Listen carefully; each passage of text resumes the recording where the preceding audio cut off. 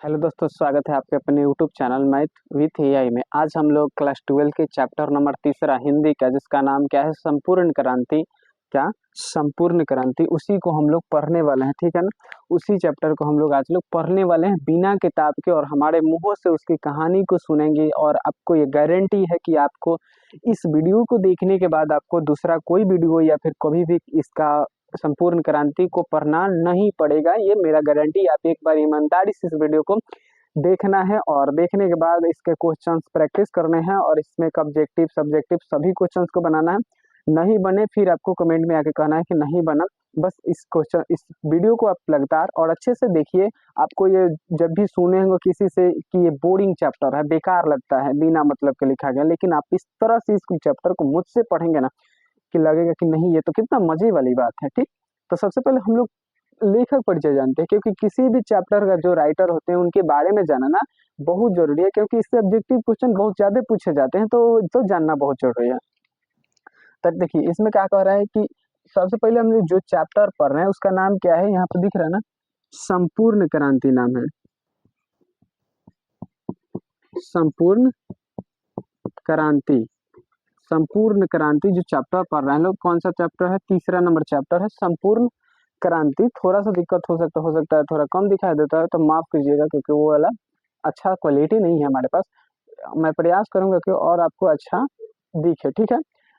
तो जब ये बोर्ड अच्छा दिखेगा तो ठीक है, कोई बात नहीं। चल देखिए, करें कि जन्म जैसे 11 अक्टूबर 1902 को, इस बात को याद रहे कि 11 अक्टूबर 1902 को इनका क्या हुआ, तो जन्म हुआ था। निधन हुआ 8 अक्टूबर 1979। नवासी नहीं, 79, क्या 7 पर 9, 79। ठीक, और उसके बाद जन्म स्थान सिताब दियरा। सिताब दियरा कहाँ है, तो उत्तर प्रदेश और बिहार के बीच का जगह है, जिसको कहा जाता है सिताब दियर। ठीक, उत्तर प्रदेश और बिहार के जगह का नाम, बीच में जगह है, उसका सिताब दियर, वहीं पे इनका जन्म हुआ। और उसके बाद इनका बचपन का नाम है बाउल। आपका भी कौन बचपन में नाम होगा, कुछ भी, लड्डू, कुछ भी, तो वो मगरुआ, तो वो भी क्या होता है, बचपन का नाम इनका क्या था, बाउल था। इनको पुकारा जाता था बाउल के नाम से। उनका माता का नाम फूल रानी देवी, और पिता का नाम हरसू दयाल, और पत्नी का नाम प्रभावती देवी। पत्नी प से प्रभावती, प से पत्नी। ठीक, इस बात को बहुत बार पूछा गया है कि जयप्रकाश नारायण का पत्नी का क्या नाम है, तो प्रभावती देवी। और फिर 1929 में इन्होंने कांग्रेस में क्या हुए, शामिल हो गए। 1929 में ये कांग्रेस में शामिल हो गए। उसके बाद 1932 में जेल गए। तो किस, ये भी पूछा जाता है कि जयप्रकाश नारायण सबसे पहले कब जेल गए थे, तो 1932 में। किस कारण से, तो असहयोग आंदोलन के कारण इनको जेल भेज दिया गया। ठीक, इतना तो समझ में आ रहा है। उसके बाद छात्र आंदोलन 5 जून 1974, जिसके बारे में ये चैप्टर है, वही कब हुआ था, तो 5 जून 1974 को। जो ये चैप्टर है क्या, इसी पे आधारित है कि 5 जून को क्या हुआ था, तो संपूर्ण क्रांति हुआ था, उसी वही है ये चैप्टर। और उसके बाद 1965 में मैग्सेसे पुरस्कार मिला, और 1998 में भारत रत्न। आप कहेंगे कि इनका मृत्यु हो गया था 1979 में, तो 98 में भारत रत्न कैसे मिला, तो मर गए थे। तब देखिए, भारत रत्न मरने के बाद भी दिया जा सकता है, कब, उनके परिवार वालों को दिया जाता है। ठीक, इतना तो क्लियर इधर समझ में आ गया होगा, क्योंकि इधर तो जानना हमें जरूरी था, मृत्यु, जन्म, बचपन का नाम, माता का नाम, पिता का नाम और पत्नी का नाम, ये सारी चीजें तो जानना ही चाहता नाम से जाना जाता है। और इन्हीं का लोक नायक कहा जाता है, कि इनको जयप्रकाश नारायण को लोक नायक, यानी कि लोगों का हीरो माना जाता है इनको, क्योंकि लोगों की आवाजों को उठाते थे। तो देखिए यहाँ तो चैप्टर और जो था, हमें इन्हें लेखक परिचय यानी कि जयप्रकाश नारायण के बारे में अच्छे से हम लोगों ने जान लिया है। उसके बाद चैप्टर स्टार्ट यहाँ से होता है।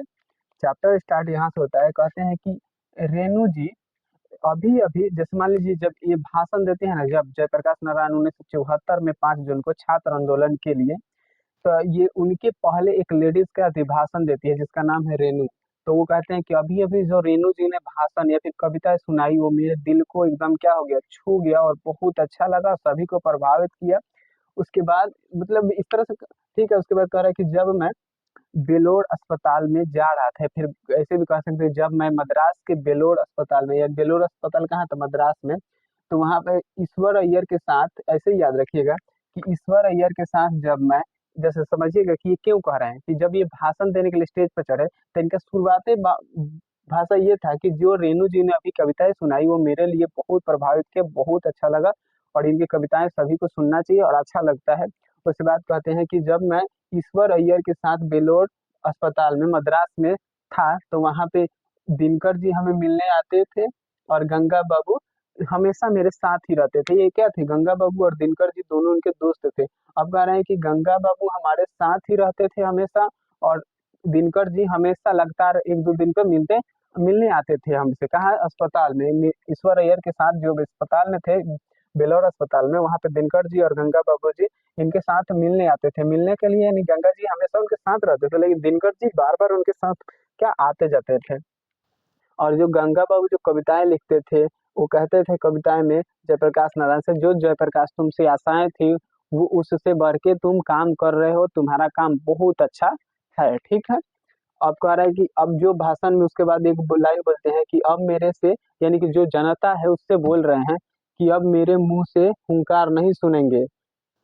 अब अब लोगों से कह रहे हैं कि आप लोग मेरे मुंह से अब हुंकार नहीं सुनेंगे, लेकिन जो मेरे शब्द होंगे वो हुंकार से कम नहीं होंगे।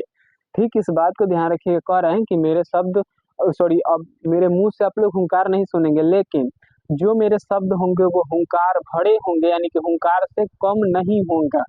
ठीक है। उसके बाद कह रहे हैं कि इसके लिए जो हम लोग ये लड़ाई लड़ रहे हैं उसके लिए गोलियां खानी होगी, लाठियां बरसेगा हमारे ऊपर, बलिदान देना होगा, लाठियों का सामना करना होगा, जेलों में भरना होगा, जेलों को भरना होगा, यानी कि सब गोली का, लाठी का, सभी का क्या करना होगा, सामना करना होगा। उसके बाद कहते हैं यह क्रांति नहीं मित्रों, यह संपूर्ण क्रांति है। क्या कहते हैं कि यह क्रांति नहीं मित्रों, यह संपूर्ण क्रांति है। यानी कि सभी चीजों को हम लोग क्या करेंगे, ठीक करेंगे। भ्रष्टाचार, शिक्षा, घुसखोरी, भुखमरी, सबको हमें ठीक करना है। इसीलिए क्या है, ये आंदोलन है, संपूर्ण क्रांति है। ठीक है ना, संपूर्ण क्रांति है। समझ में आ रहा है यहाँ तक। उसके बाद यहाँ तक आ रहा है, अब कह रहे कि जवाहरलाल नेहरू कहते थे कि हमारे देश की जनता को अभी कोसों मीलों दूर जाना है। क्या, हमारे देश की जनता को अभी मीलों दूर जाना है। समझ में आ रहा है ना, कि हमारी जनता को कहाँ मीलों दूर जाना है। और भगत सिंह अपने साथियों के साथ, यानी जो उनके साथी थे वो अपने साथियों के साथ इस देश के लिए क्या हो गए, बलिदान हो गए, फांसी पे चढ़ गए। जवाहरलाल कहते हैं कि हमारे देश को अभी कोसों दूर जाना है, और ये भगत सिंह कहते हैं, भगत सिंह अपने दोस्तों के साथ इस देश के लिए क्या हो गए, बलिदान हो गए हमें। उसके बाद कह रहा है कि भूखमरी, भ्रष्टाचार, महंगाई, घूसखोरी, कह रहा है कि हमें इस सब के खिलाफ लड़ना है। किसके खिलाफ, भूखमरी के खिलाफ लड़ना है, भ्रष्टाचार के खिलाफ, महंगाई के खिलाफ लड़ना, घुसखोरी के खिलाफ। आप भी बाजार में आजकल सामान कितना महंगा मिल रहा है, या फिर कोई भी किसी काम करिए तो उसमें कितना घूस लगता है, उस सब को करना है, तुम्हें क्या करना है, खत्म।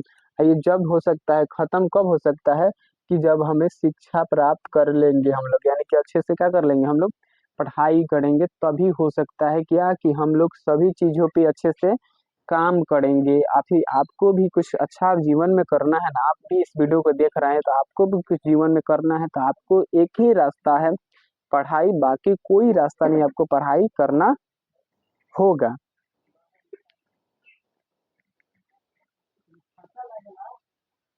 यहाँ से होता है कि फिर देखिए, अब कह रहे हैं रामनाथ जी गोयनका। रामनाथ जी गोयनका थे जो रामधारी सिंह दिनकर के एक, मतलब क्या रिलेशन में पढ़ते थे। जो तो यहाँ गए थे, कहाँ, रामधारी सिंह दिनकर, दिनकर जी इनके पास गए थे, रामनाथ जी गोयनका के पास गए थे। और ये भी सवाल पूछेगा कि रामनाथ जी गोयनका क्या थे, तो इंडियन एक्सप्रेस के मालिक थे, इंडियन एक्सप्रेस के मालिक थे। ऐसे पूछे इंडियन एक्सप्रेस के मालिक कौन था, तो रामनाथ जी गोयनका। और वहीं पे कह रहा है कि इनके घर में ही, कहाँ पे, रामनाथ जी के घर में ही इनको दिल का दौरा पड़ा। किसको, तो दिनकर जी को दिल का दौरा पड़ा, तो इनको 3 मिनट के अंदर इनको हॉस्पिटल में पहुंचा दिया गया था। कौन हॉस्पिटल में था, ब्लिंगडन नर्सिंग होम में पहुंचा था, ब्लिंगडन नर्सिंग होम में। कितना, तो 3 मिनट के अंदर पहुंचा दिया गया था। और जो हॉस्पिटल के डॉक्टर्स थे वो पहले से अपना इंस्ट्रूमेंट लेकर के रेडी थे, मतलब जो ऑपरेशन करने वाले, दवाई, जो भी सभी चीजें पहले से वो लोग क्या लेकर के रेडी थे, कि हमें क्या करना है, जो भी इनका इलाज अच्छे से करना है। ठीक है, इतना तो क्लियर समझ में आ गया होगा। क्या मजा नहीं आ रहा पढ़ने में, मजा तो आ ही रहा होगा ना, कि ऐसा लग रहा होगा कि क्या मजा है इसमें। थोड़ा सा इधर शायद मुझे लगता है यहाँ पे इधर साइड चमक रहा है, तो इसके लिए हमारे आवाजों को सुनिएगा आप लोग। अब कह रहे कि मित्रों की कमी, जब ये, उसके बाद क्या होगा कि इतना कोशिश के बाद भी रामधारी सिंह दिनकर की जान नहीं बची, वहां पे क्या हो गया उनका, मतलब ये मृत्यु हो गया। रामधारी सिंह दिनकर का क्या हो गया, मृत्यु हो गया बिलिंगडन नर्सिंग होम में। तो उसके बाद जयप्रकाश नारायण कह रहा है कि हमें अपनी मित्रों की क्या हो रही है, कमी महसूस हो रही है, हमारे मित्रों की कमी महसूस हो रही है। कौन कह रहा है, तो जयप्रकाश नारायण कह रहे हैं कि हमारे मित्रों की कमी महसूस हो रही है। कह रहे हैं कि आज बेनीपुरी जी होते, दिनकर जी होते तो कितना अच्छा होता, हमें राह दिखाते, अच्छा उनकी कविताओं ने हमें कितना प्रेरित किया, वो जो कविताएं लिखते हैं कितना प्रेरणा देती है, वो कविताएं जो जो सभी को सुनने में मजा अच्छा लगता है। वो कह रहे हैं कि दिनकर जी बेनीपुरी जी होते तो कितना अच्छा होता। अब उसके बाद कह रहा है कि ये जो सरकार है या फिर जो लोग है वो कहते यूथ फॉर डेमोक्रेसी की बात करती है सरकार, कहती है कि ये क्या है, यूथ फॉर डेमोक्रेसी की सरकार बात करती है, लेकिन यहाँ पे कुछ नहीं, भुखमरी है, भ्रष्टाचार है, महंगाई है सिर्फ। उसके बाद करके तो छात्रों ने कहा मार्गदर्शन से काम नहीं चलेगा। तो जिस आंदोलन में वो भाषण दे रहे थे तो वहाँ के जो छात्र लोग थे वो कह रहे हैं जयप्रकाश नारायण को कि आपको सिर्फ इस भाषण देने से काम नहीं चलेगा, या फिर आपको सिर्फ ये सारी बातें करने से क्या काम नहीं चलने वाला है, करना होगा आपको, इसका नेतृत्व करना होगा। किसका, तो संपूर्ण क्रांति जो है क्रांति उसका आपको नेतृत्व करना होगा। क्या करें, छात्रों ने कहा कि सिर्फ मार्गदर्शन यानी कि सिर्फ रास्ता दिखाने से काम नहीं चलेगा, आपको उसको नेतृत्व, आपको उसको संभालना पड़ेगा। ठीक है, तो इन्होंने बहुत कोशिश की कि नहीं हम इस आंदोलन को नहीं देखेंगे, हम इसको नेतृत्व नहीं करेंगे, लेकिन बाद में इन्होंने मान लिया कि नहीं हम क्या इसका नेतृत्व करेंगे। और इन्होंने एक वादा किया कि हम अगर इसका नेतृत्व करेंगे तो हमें कोई पीछे से आदेश नहीं देगा कि नहीं जयप्रकाश जी आप ये करिए, देखिए मैं सुनूंगा छात्रों का, बड़ों का, बुजुर्गों का, महिलाओं का, पुलिस या देशवासियों सभी का सुनूंगा, अपने बड़ों का, छोटे का, सबका सुनूंगा, लेकिन उसका निर्णय जो होगा मेरा होगा, मैं जैसा कहूँगा वैसा करना होगा। ठीक है ना, मैं जैसा कहूँगा वैसा करना होगा। कौन कहते हैं, जयप्रकाश नारायण कहते हैं कि मैं जैसा कहूँगा वैसा सबको करना होगा, लेकिन सुनूंगा मैं सबको, लेकिन निर्णय रिजल्ट क्या होगा, मेरा होगा। इतना समझ में आ रहा।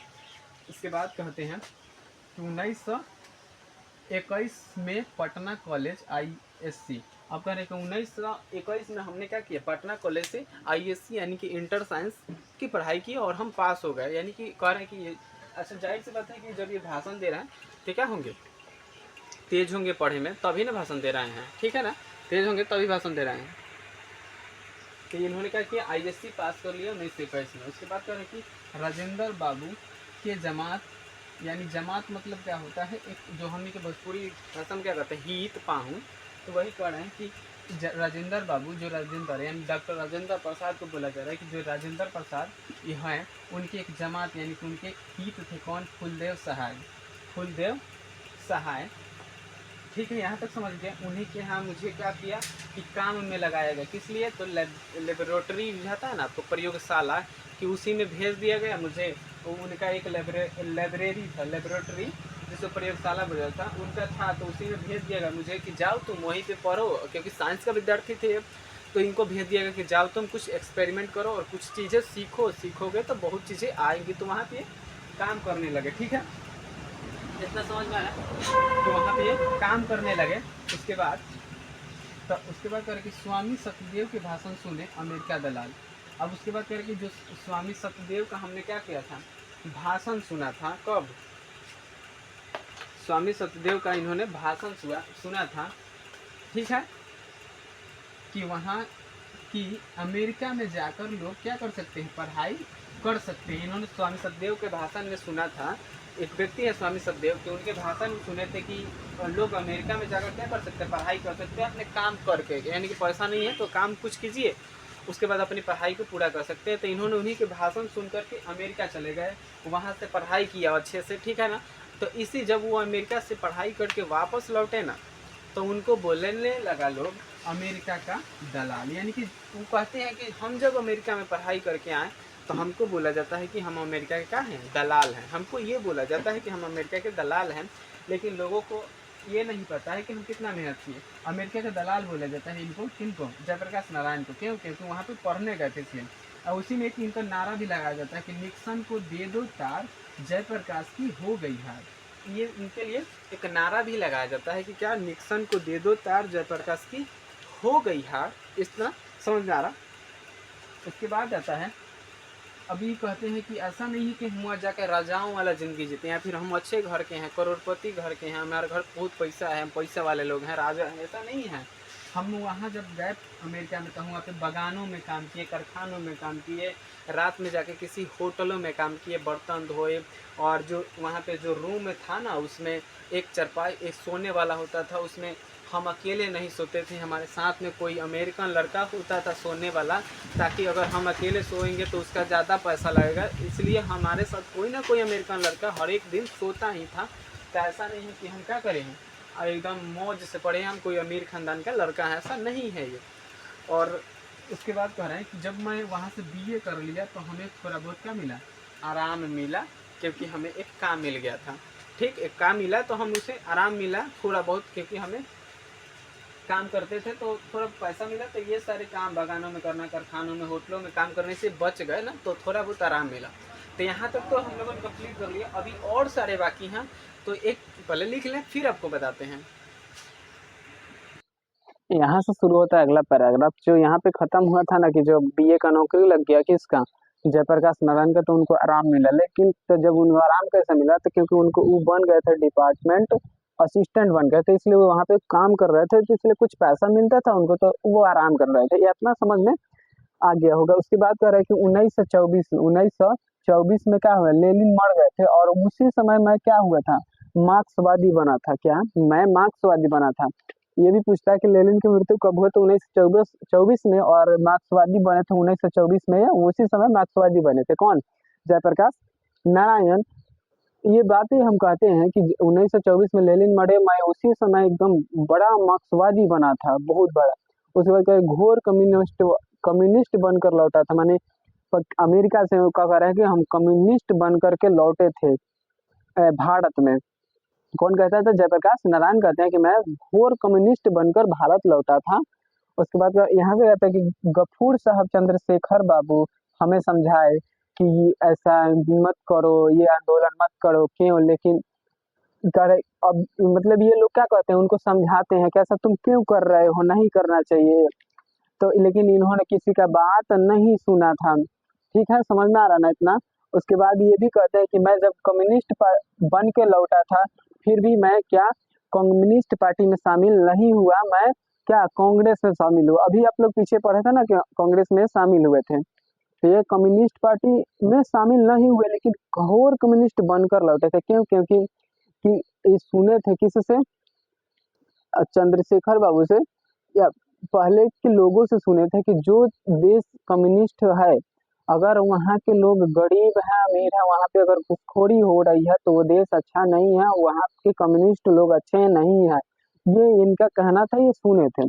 उसके बाद फिर गफूर साहब चंद्रशेखर बाबू क्या किए, समझाए थे इनको कि नहीं करना चाहिए आंदोलन, अच्छा नहीं है, नहीं करो तो ठीक ही है। ठीक है, उसके बाद देखो कह रहा है कि जो ये आंदोलन करने वाले लोग हैं, यानी कि जो पटना में आंदोलन होता है, गांधी मैदान में हो रहा था, कौन, जो संपूर्ण क्रांति का नारा हो रहा था, कहाँ हो रहा था, तो गांधी मैदान,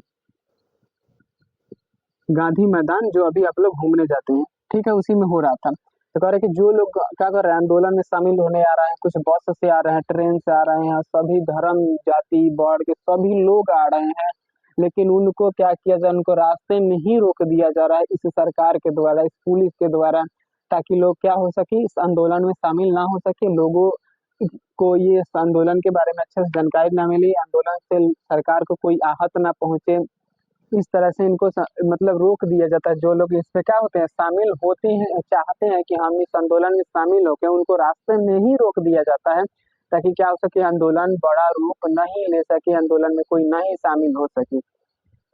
अब फिर कहते हैं कि शर्म नहीं आती इन लोगों को, ठीक, कह रहे हैं कि ये शर्म नहीं आती इन लोगों को, ये क्या है, नीच लोग है।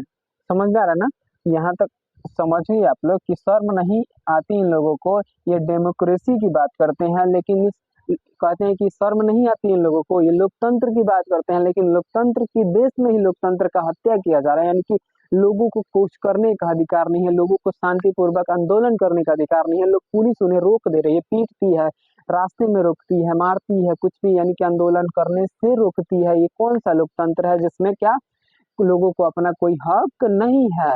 कौन कहते हैं? जयप्रकाश नारायण कहते हैं। उसके बाद कह रहे कि मुझसे मिलने आए थे एगो पुलिस के उच्च अधिकारी। ठीक है, कह रहे हैं कि एगो मुझसे मिलने आए थे उच्च अधिकारी पुलिस के, कह रहे थे कि अगर जयप्रकाश नारायण नहीं होते तो क्या होता कि बिहार इतना आगे नहीं होता या फिर बिहार बहुत पीछे रहता। ये कह रहे हैं पुलिस के उच्च अधिकारी कि सच है कि अगर जयप्रकाश नारायण नहीं रहते तो क्या होता, बिहार अभी यहाँ नहीं होता। फिर कहते कि डूब जाना चाहिए इन लोगों को, ये क्या है, नीच लोग हैं।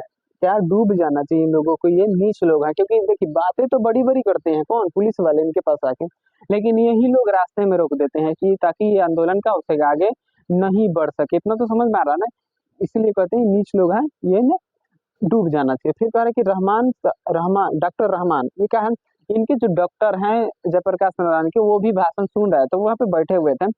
तो कह रहे कि रहमान साहब जो है हमारे डॉक्टर साहब, उनको लगता होगा कि ये फिर से इनकी क्या हो जाएगी, तबीयत खराब हो सकती है, ये इतना ये जोर जोर से बोल रहे हैं। तो मेरे डॉक्टर साहब को मैं अब दिलासा देता हूँ कि मैं अपने शब्दों को बांध कर बोलूंगा, मैं आराम से बोलूंगा, आप घबराइए मत। ठीक, ये डॉक्टर क्या थे, उनके घर वाले डॉक्टर थे, मतलब उनको हमेशा इलाज करने में। और फिर उमा शंकर बेलोर मिलने, और उमा शंकर कौन थे, तो जयप्रकाश नारायण के अंडरग्राउंड फ्रेंड यानी मित्र थे। जब ये जयप्रकाश नारायण जेलों में चल जाते थे तो ये क्या करते थे, ये अंडरग्राउंड होकर उमा शंकर इनके कामों को मतलब अंजाम देते थे। यानी लोग इनके बारे में जानते नहीं थे कि कौन, ये कौन है, उमा शंकर इनके दोस्त हैं। और जब जेल में चले जाते थे कौन, जयप्रकाश नारायण थे, इनके कामों को संभालने वाला कौन थे, तो उमा शंकर थे। और मिलने कहाँ थे, बेलोर में मिलने थे। और उसके बाद कि सदानंद फ्री प्रेस के क्या थे, तो मालिक है। देखो सदानंद व्यक्ति है जो क्या है, फ्री प्रेस के मालिक है।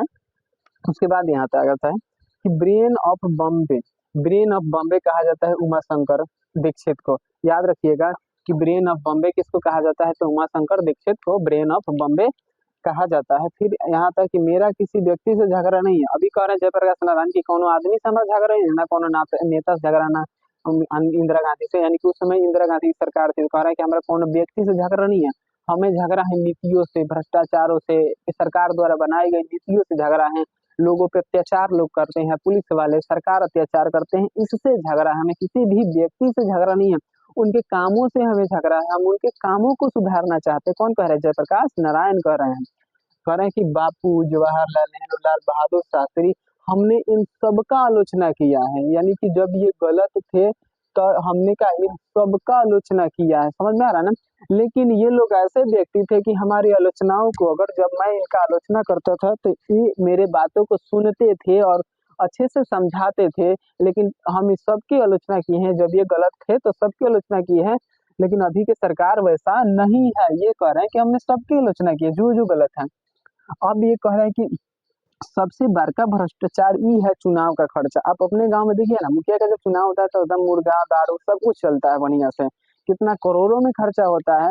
तो सबसे कह रहे हैं कि चुनाव का जो खर्चा है वो सबसे बड़का भ्रष्टाचार है। मान लीजिए जो चुनाव में खर्चा करोड़ों रुपया कर रहा है, वो कहाँ से ले आएगा, वो अभी इन्वेस्ट कर रहा है तो फिर आगे जब जीत जाएगा तो निकालेगा। तो वही कह रहे हैं कि चुनाव का खर्चा है, यानी कि चुनाव का खर्चा कम होना चाहिए।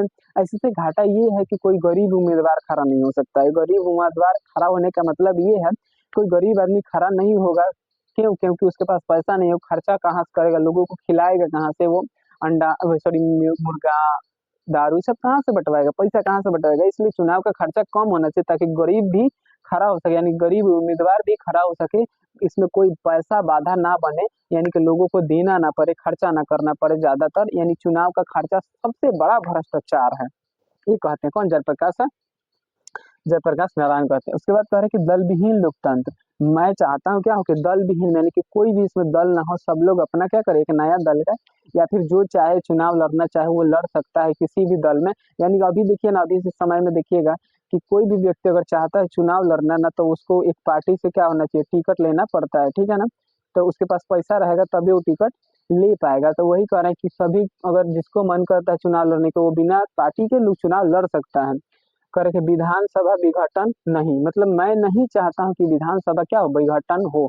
जो कैबिनेट में जो मंत्री भाषण देते हैं ना, वो नहीं चाहते हैं कि सभी लोग क्या हो जाए, अपना इस्तीफा दे दें और विधानसभा का विघटन हो जाए। क्योंकि इससे तो फिर भी 6 महीना 2 महीने के बाद फिर वोट होगा, फिर चुनाव का खर्चा होगा, फिर भ्रष्टाचार होगा, फिर नीतियां बनेगी, फिर उसका पालन नहीं होगा। यानी कि मैं ये नहीं चाहता हूँ कि क्या हो, विधानसभा का विघटन हो, ये नहीं चाहते हैं। ये चाहते हैं कि जो नीतियां हैं वो ठीक हो जाए। कह रहे कि चुनाव से भ्रष्टाचार दूर करने के लिए क्या होना चाहिए, चुनाव का खर्चा कम होना चाहिए। वो चाहते हैं कि सभी जो चुनाव, मुखिया, वार्ड सरपंच, मुख्यमंत्री, प्रधानमंत्री एक ही दिन सब हो जाए, तो चुनाव का खर्चा कम लगेगा। क्योंकि अलग अलग चुनाव कराने से क्या होता है कि अलग अलग पैसे खर्च होते हैं, हर एक साल अलग चुनाव होता है। जैसे अभी आपके यहाँ चुनाव है बिहार में, तो जैसे हर एक ही बार में हो जाता तो कितना अच्छा रहता, चुनाव का खर्चा भी नहीं लगता। तो वही ये सब बातें कहते हैं। अब उसके बाद करके मंत्री विधायक, जो मंत्री लोग हैं, विधायक लोग हैं, लोगों पे निरंकुश शासन करते हैं। यानी कि जब वो लोग जीत जाते हैं तो एकदम अत्याचार करते हैं, बिना मारते हैं, पीटते हैं, जेल में बंद कर देते हैं, कुछ भी करते हैं, अपने हिसाब से उनको नचाते हैं। कौन कह रहा है, जयप्रकाश नारायण कहते हैं कि मंत्री विधायक सब लोग निरंकुश शासन करते हैं लोगों पर। इस बात को ध्यान रखिएगा। अब फिर कह रहे चुनाव चुनाव का सलाह, यानी कि क्या हो सकते हैं, चुनाव का जो सलाह है सभी को आना चाहिए, या फिर सभी चुनाव लड़ सकते हैं, चुनाव का सलाह सभी को है, चुनाव सब लोग लड़ सकते हैं, चुनाव का हक है। उसके बाद करके आम आम उम्मीदवार, मतलब चुनाव, ये कह रहे हैं, ये पूछा गया उनसे कि जयप्रकाश जी आप क्या चाहते हैं कि चुनाव कैसे होना चाहिए, कैसे लड़ना चाहिए। तो कह रहे हैं कि आम, सबसे पहले चुनाव ऐसा होना है कि उसमें आम उम्मीदवार खड़ा हो सके, यानी कि गरीब उम्मीदवार खड़ा हो सके। कौन कहते हैं, जयप्रकाश नारायण कहते हैं कि उसमें गरीब उम्मीदवार भी खड़ा हो सके, वो चुनाव होना चाहिए। उसके बाद कार्य पर मतलब उसके कार्यों पर लोगों के क्या करना चाहिए, निगरानी होनी चाहिए। एक ऐसा कम्युनिटी बनाए जिससे उस कार्य पे क्या करे, लोग उस पर निगरानी रखे कि उसका काम सही है गलत है। अगर वो काम सही नहीं कर रहा है या फिर कहीं गलत कर रहा है तो उसको हमारी कम्युनिटी क्या करेगी, उसको इस्तीफा दिलवाने का काम करेगी। अब कह रहे कि मेरा जो ये आंदोलन है सिर्फ ये चुनाव पर नहीं है, घुसखोरी भ्रष्टाचार सभी के लिए है। तो मुझे उम्मीद है कि आपको ये चैप्टर बहुत अच्छा से समझ में आया होगा। अगर समझ में आया है तो कमेंट बॉक्स में जरूर एक बार कमेंट करके बताइएगा, और अपना अटेंडेंस बना दीजिएगा, किस तरह से लाइक करके, क्योंकि आपके लाइक से हमें एक मोटिवेशन मिलता है, ताकि कि हमें भी मेहनत करें और हमें अच्छा लगता है। ताकि आप जब कमेंट करते हैं कि हमें समझ में आ गया, आप एक बार जरूर बताइए कि आप समझ में आया या नहीं आया, या अपने दोस्तों में भी इस वीडियो को जरूर शेयर कर दीजिएगा। मिलते हैं अगले वीडियो में अगले चैप्टर के साथ, तब तक के लिए आराम से लोग पढ़ाई करते रहिए।